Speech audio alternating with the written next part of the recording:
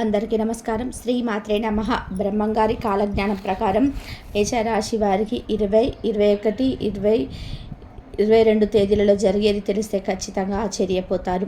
మేషరాశి వారు ఎక్కడ ఉన్నా సరే ఈ వీడియోని ఒక 10 నిమిషాలు అంటే వీడియో ఎక్కడ స్కిప్ చేయకుండా చూడండి. ఎందుకంటే మీకు 100కి 1000% ఉపయోగపడేటువంటి వీడియో చూడకపోతే మాత్రం చాలా ఇబ్బంది పడాల్సినటువంటి పరిస్థితి అనేది వస్తుంది. ఎందుకంటే ఈ వీడియో ద్వారాగా మీకు ఎన్నో రకాలైనటువంటి విలువైన విషయాలు, అలాగే మీరు తెలుసుకొని మార్పులు చేర్పులు చేసుకోవాల్సినటువంటి విషయాలు కూడా ఈ వీడియోలో చక్కగా ఉండబోతున్నాయి. బ్రహ్మంగారి మాటలు అంటే సాక్షాత్తు బ్రహ్మవాక్తో సమానం కాబట్టి, ఎందుకంటే ఎక్కడ కూడా బ్రహ్మంగారు చెప్పినట్టుగా ఇప్పటి వరకు కూడా జరుగుతూనే ఉంది. కొన్ని వేల సంవత్సరాల క్రిందట చెప్పినా సరే బ్రహ్మంగారి మాట ఎక్కడ కూడా తూచా తప్పకుండా జరుగుతుంది.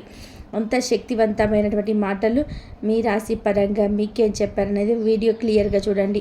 అలాగే మన వీడియోకి ఒక చిన్న లైక్ ఇచ్చి సపోర్ట్ చేయండి. మీరు లైక్ చేయడం వల్ల వీడియో మరికొంతమందికి చేరడానికి అవకాశం అనేది ఉంటుంది.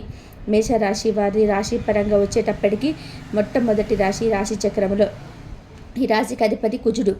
మేషం అంటే మనకు అర్థం వచ్చేటప్పటికి మేక అంటే చూడండి చాలా మంచిదన్నమాట. అంటే ఇవి మేషరాశి వ్యక్తులు వ్యక్తిగతంగా అంత మంచివారనమాట. అలాగే చాలా తెలివైనటువంటి వారు, చాలా చురుకైనటువంటి వారు. అంటే మనకి ఒక ఎగ్జాంపుల్గా మీకు సింపుల్గా చెప్పాలంటే మేకలో ఉన్నటువంటి లక్షణాలన్నీ కూడా ఈ మేషరాశి వ్యక్తుల్లో ఉంటాయన్నమాట. మంచితనం, చురుకుతనం, శరాకితనం, తెలివితేటలు, అంటే బద్ధకం లేకుండా ఉండడం, ఏ పనిలోనైనా సరే స్పీడ్గా చాలా యాక్టివ్గా ఉండడం, ఇలా ప్రతిదీ కూడా అన్ని రకాలైనటువంటి మంచి లక్షణాలు ఈ మేషరాశి వాళ్ళలో పుష్కలంగా ఉంటాయి. అలాగే అమాయకత్వం కూడా అంతే ఉంటుందన్నమాట. ఎవరినైతే నమ్మాలో ఎవరిని నమ్మకూడదో ఒక్కొక్కసారి ఏంటంటే తెలిసినా కూడా అట్లా ప్రతి ఒక్కరిని కూడా గుడ్డిగా నమ్మిస్తూ ఉంటారు. ఇప్పుడు మేక కషాయవాడిని అంటే గొర్రె కషాయవాడిని నమ్మేబట్టే కదా అంత పెద్ద దెబ్బ తగులుతుంది. అలాగే మేషరాశి వ్యక్తులు కూడా చుట్టూతా ఉన్న వాళ్ళందరూ కూడా మనకు లాగానే మంచి వాళ్ళు అని చెప్పేసి అలా అనుకొని ప్రతి ఒక్కరిని కూడా గుడ్డిగా నమ్మిస్తూ ఉంటారు.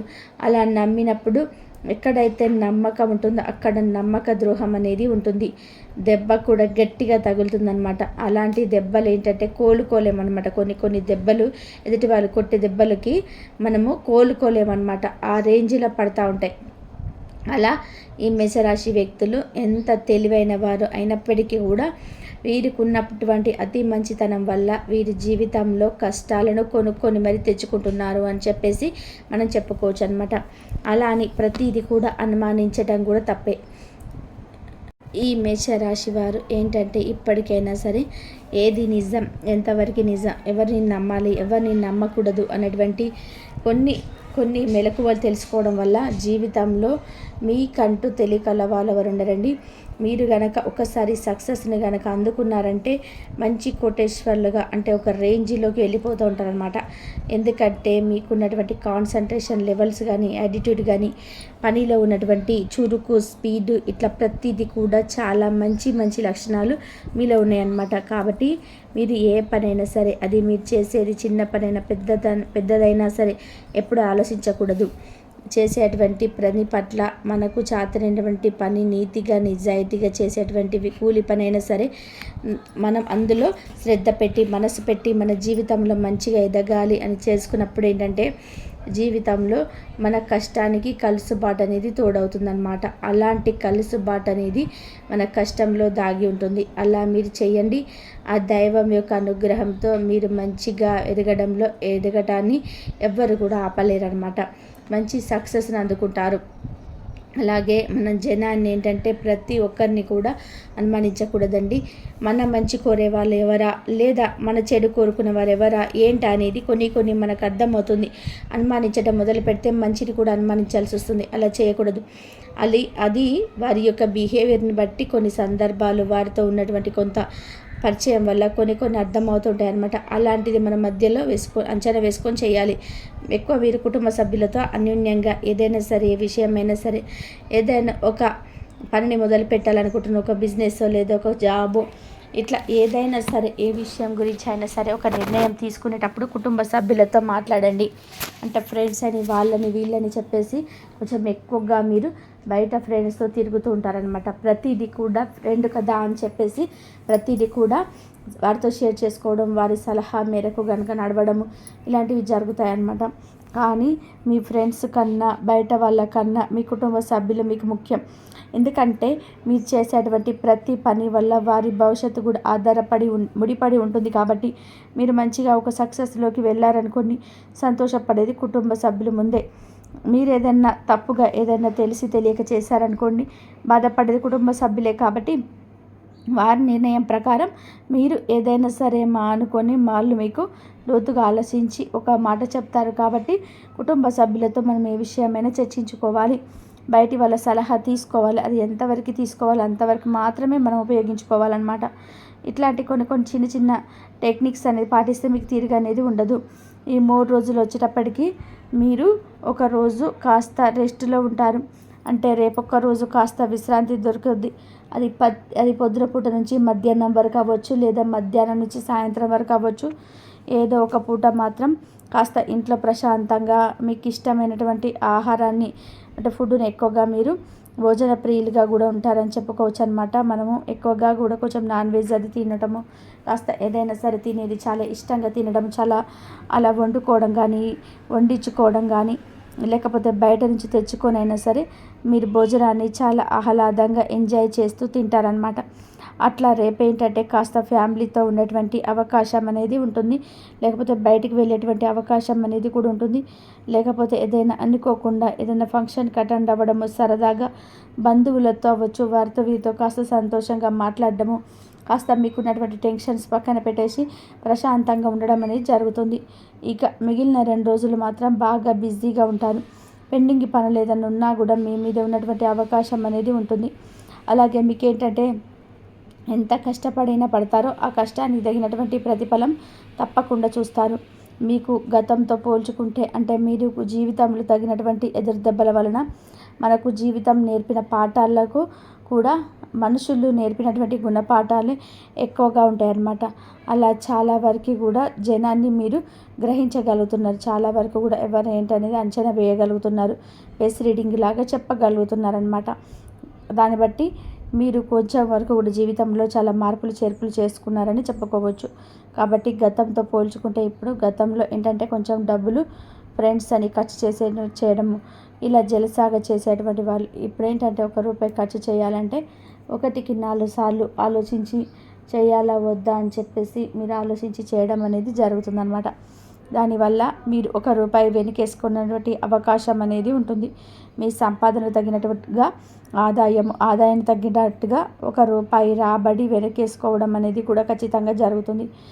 మీకు చెప్పాలి అంటే మీరు కొంచెం ఇప్పుడు అవ్వచ్చు, ఇంకా 2 సంవత్సరాలు కావచ్చు, ఇంకా కొత్త గృహ నిర్మాణము అవకాశం అయితే ఉంటుంది. నిర్మాణం చేసుకునే స్థిరాస్తులు కొనుగోలు చేయడం, ఒక భూమి అవ్వచ్చు, ఒక పొలం అవ్వచ్చు, ఒక చిన్న ఫ్లాట్ కానీ అపార్ట్మెంట్ కానీ, లేకపోతే ఒక కొత్త గృహాన్ని నిర్మించుకోవడం కానీ, ఇట్లా స్థిరాస్తులు పోగేసుకునేటువంటి అవకాశం అనేది కనిపిస్తుంది అనమాట. అంటే ఏదైనా బంగారం కొనుగోలు చేసుకోవచ్చు, ఒక బైక్, ఒక కారు, ఇలా ఏదో ఒకటి మంచిగా అంటే సేవింగ్ చేసేటువంటి డబ్బులతో ఏదో ఒకటి కొనుగోలు చేసే అవకాశం అనేది ఇక్కడ మీకు కనిపిస్తుంది. ఎప్పుడైనా సరే మన కష్టంతోనే మన కలసుబాటు, మన సంపాదన అనేది ఉంటుందన్నమాట. కష్టే ఫలి అని చెప్పేసి మన పెద్దలు ఎప్పుడూ చెప్పారు. వీరు ఎంత కష్టపడతారో పడండి, ఆ దేవుడు మీకు కలుసుబాటు ఇవ్వడానికి సిద్ధంగా ఉన్నాడు. ఇంట్లో కూర్చొని లక్షలు రావాలి, కోట్లు రావాలి అని చెప్పేసి అంటే ఎవ్వరు కూడా రావండి. అలాగే మీకేంటంటే మీ కష్టము ఒక వయసులో ఉన్నప్పుడు, అంటే ఏదైనా సరే కొంచెం వయసులో ఉన్నప్పుడు తెలియదు, సంతోషంగా సరదాగా ఎంజాయ్ చేద్దామని చెప్పేసి అనుకుంటారు. కానీ సరదా చేయాలి, ఎంజాయ్ చేయాలి, అలాగే కష్టం కూడా పడాలి. దీపం ఉన్నప్పుడే ఇల్లు ఎలాగే చక్కబెట్టుకోవాలో అలాగే మన ఒంట్లో వయసు ఉన్నప్పుడే మనం ₹1 అనేది సంపాదించుకోవాలి, అన్ని రకాలుగా అనుభవించాలన్నమాట. మనకేంటంటే మన కష్టంతో పాటుగా గోరంత అదృష్టం అనేది తగిలిందనుకోండి, మన సుడిని తిప్పడం ఎవ్వరి వల్ల కూడా కాదు. జీవితంలో మంచిగా ఎదగడానికి అవకాశం అనేది ఉంటుంది అన్నమాట. దీన్ని యోగకాలం అంటారు. యోగకాలం అంటే అదృష్టకాలం, కలిసి వచ్చేటువంటి సమయం అని చెప్పుకోవచ్చు అనమాట. కాబట్టి మీరు పడేటువంటి కష్టానికి తోడుగా ఇంకొంచెం ఎక్కువ కష్టం అనేది పడండి. ఇక మీకు తీరిక అనేది ఉండదు. అలాగే మీరిలో అన్ని రకాలు చేసేటువంటి ప్రైవేట్ ఉద్యోగాలు అవ్వచ్చు, గవర్నమెంట్ ఉద్యోగాలు అవ్వచ్చు, చిన్న పెద్ద బిజినెస్ ఏవైనా సరే మీకు లాభం మాత్రం ఖచ్చితంగా రెట్టింపు లాభం అనేది ఉంటుంది. ఇందులో మీకు ఎటువంటి సందేహం అనేది లేదు. అలాగే మీకు ఈ 3 రోజులు కూడా ఎటువంటి ఆటంకాలు అనేవి ఉండవు. ప్రశాంతంగా పనులన్నిటి ముగుస్తాయి. పెండింగ్ పనులు కూడా ఖచ్చితంగా పూర్తి చేసుకుంటారు. భార్యాభర్తల మధ్య గతంలో ఏదైనా తగువులు గొడవలు ఏమైనా ఉన్నా కూడా అవన్నీ కూడా తగ్గిపోయి ఇప్పుడు మీరు ప్రేమగా అన్యోన్యంగా ఉన్నటువంటి అవకాశం అనేది కనిపిస్తుంది. గతం అని చెప్పేసి వదిలేసేయండి. అవన్నీ మనసులో పెట్టుకోవద్దు. అలాగే సంతాన పరంగా కూడా మీకు కొన్ని చిన్న అనారోగ్య సమస్యలు ఇబ్బంది పడుతున్నారు. అలాంటి అనారోగ్య సమస్యలు కూడా తగ్గి పిల్లలు చాలా యాక్టివ్గా ఉంటారు. మీరేంటంటే కొంచెం మీ కులదైవం మీద శ్రద్ధ చూపించి కాస్త పూజలు చేసుకుంటూ ఉండండి అన్నమాట. గతంతో పోల్చుకుంటే మీకు సమస్యల సంఖ్య కూడా చాలా వరకు కూడా తగ్గిందని చెప్పుకోవచ్చు. మనశ్శాంతిగా కొంతవరకు ఉంటున్నారని చెప్పుకోవచ్చు అనమాట. మీకేంటంటే రియల్ ఎస్టేట్ ఇలాంటివి కొంచెం అనుకూలంగా ఉంటాయని చెప్పుకోవచ్చు. కోర్టు సమస్యలతో కొంచెం ఏదైనా ఇన్నాళ్ళ నుంచి నలిగిపోతున్న అలాంటివి కూడా మీకు తగ్గి కోర్టు మీకు తీర్పు అనేది అనుకూలంగా వచ్చేటువంటి అవకాశం అనేది ఉంటుందన్నమాట. మీకేంటంటే కొంచెం దిష్టి కూడా చాలా ఎక్కువగా ఉంటుందన్నమాట. కాబట్టి మీరు ఆదివారం పూట ఇలాంటి టైంలో కాస్త ఎర్ర నీళ్ళు దిష్టి తీసేసుకోండి. అలాగే ఉప్పు ఆవాలతో మీరు దిష్టి అనేది తీసేసుకోండి. ఎందుకంటే దిష్టి ప్రభావం అనేది చాలా ఎక్కువగా ఉంటుంది. మీరు ఆరోగ్యం మీద దృష్టి అనేది ఉంచుకోవాలి. మీకేంటంటే గ్యాస్ ప్రాబ్లం, మైగ్రేన్, తలనొప్పి, భుజాల నొప్పులు, కీళ్ళ నొప్పులు ఇలాంటివి కొన్ని అనారోగ్య సమస్యలు అంటే ఎక్కువగా ఉంటాయి. అలా అనారోగ్య సమస్యలు పూర్తిగా తగ్గకపోయినా ఉపశమనం అనేది ఉంటుందని చెప్పుకోవచ్చు అన్నమాట. కాబట్టి మీకేంటంటే ముందు మనశ్శాంతి కావాలి. టెన్షన్, స్ట్రెస్ అనేది మీరు తగ్గించుకుంటే ఆరోగ్యం అనేది పూర్తిగా కుదుట పడుతుంది. మనిషి ఆరోగ్యం అనేది మానసిక ఆరోగ్యం మీద ఆధారపడి ఉంటుంది. మనం ఎంత మనశ్శాంతిగా అయితే ఉంటామో అప్పుడు మన శారీరక ఆరోగ్యం కూడా అంత బాగుంటుందన్నమాట. ఎందుకంటే కోట్లు ఇచ్చినా కూడా మనం కొనలేనిది ఆరోగ్యం. ఆరోగ్యమే మహాభాగ్యం. కాబట్టి ఆరోగ్యం మీద దృష్టి అనేది ఉంచుకోండి. మనశ్శాంతి కోసం కాస్త ధ్యానము, మెడిటేషను, చిన్న వ్యాయామాలు ఇలాంటివి కూడా మీరు చేసుకోండి. సమయానికి తిండి తినడం, సమయానికి నిద్రపోవడం అనేది ఖచ్చితంగా మీరు పాటించాలి. అలాగే మీరేంటంటే కాస్త గ్రహస్థితులు కన్నా కూడా మన స్థితి అనేది మనకు సరిగ్గా ఉండాలని చెప్పేసి మనం ఇందాక తెలుసుకున్నటువంటి విషయమే. కాబట్టి మీరు మనశ్శాంతిగా ఉండాలి అంటే ఏ పనులు ముఖ్యమా, ఎవరితో ఎక్కువగా తరచుగా ఫోన్లో మాట్లాడుతూ ఉండడం, అనవసరంగా ఒక మాట 4 మాటలు మాట్లాడడం, ఖర్చు లేదని అవసరం లేకపోయినా కూడా ఖర్చులు చేయడం, ఇలాంటివి చేయడం వల్ల మనకు తెలియకుండానే మన సమస్యలు పడుతూ ఉంటామన్నమాట. కాబట్టి అలాంటివి ఏవైనా ఉంటే తగ్గించుకోండి. కాస్త సోమవారం పూట శివాలయానికి, శనివారం పూట వెంకటేశ్వర స్వామికి, అలాగే మీరు సోమవారం పూట కాస్త విభూతి తెచ్చుకొని శివాలయానికి వెళ్ళినప్పుడు స్నానం చేసేటువంటి నీటిలో విభూతి కలుపుకొని చిటికెడు వేసుకొని స్నానం చేస్తే మీకున్నటువంటి అనారోగ్య సమస్యలు, దోషాలన్నీ కూడా తొలగిపోతాయి. శనివారం రోజున వెంకటేశ్వర స్వామి గుడికి వెళ్తే తులసి మాలను స్వామివారికి సమర్పించండి. దానివల్ల మీ కష్టాలు, సమస్యలన్నీ కూడా తొలగిపోతాయన్నమాట. అలాగే మంగళవారం రోజున ఆంజనేయ స్వామి టెంపుల్కి మీకు కుదిరినప్పుడు వెళ్ళి తమలపాకుల మాలను కూడా మీరు సమర్పించండి. ఇలాంటివి చిన్న నియమాలు అనేవి పాటించండి. మీకు చాలా వరకు కూడా సమస్యలు తగ్గుతాయి. ఇంట్లో కూడా మీ కులదైవానికి, అలాగే ఇంట్లో కూడా కొంచెం నిత్యం దీపారాధన చేయడానికి ప్రయత్నం చేయండి. ప్రయాణాలు మీకు అనుకూలంగా ఉంటాయి. చేసే పనులు సక్సెస్గా ఉంటాయి. 3 రోజులలో మీ చేతికి డబ్బులు అనేటువంటి అవకాశం అనేది ఉంటుంది. అలాగే లవర్స్కి కూడా అనుకూలంగా ఉంటుందని చెప్పుకోవచ్చు. ఇక్కడ మీకు బ్రహ్మంగారు చెప్పిన విషయం ఏంటంటే జనాన్ని, ప్రతి ఒక్కరిని కూడా గుడ్డిగా నమ్మవద్దు. ఎప్పటి పనిని అప్పుడు పూర్తి చేసుకోవాలి.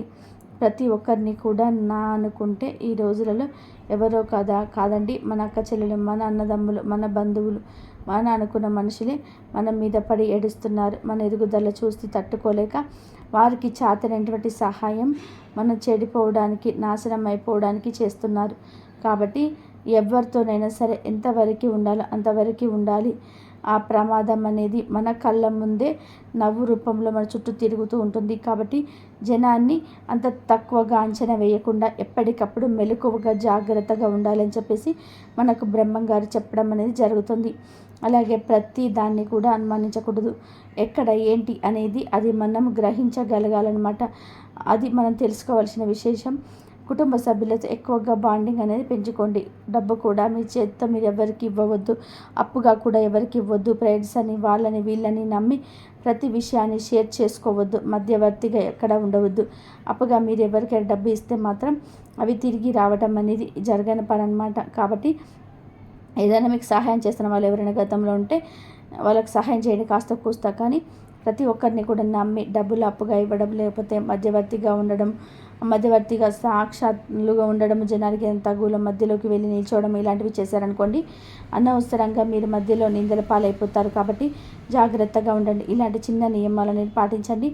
బ్రహ్మంగారు చెప్పినటువంటి సూత్రాలను పాటిస్తే మీకు తిరుగు అనేది ఉండదు. కాబట్టి మేషరాశి వాళ్ళకి ఈ 3 రోజులు ఏంటి అనేది మనకు ఈ మేషరాశి వాళ్ళకు ఎలా ఉంటుందని చెప్పేసి మొత్తం తెలుసుకున్నారు కదా.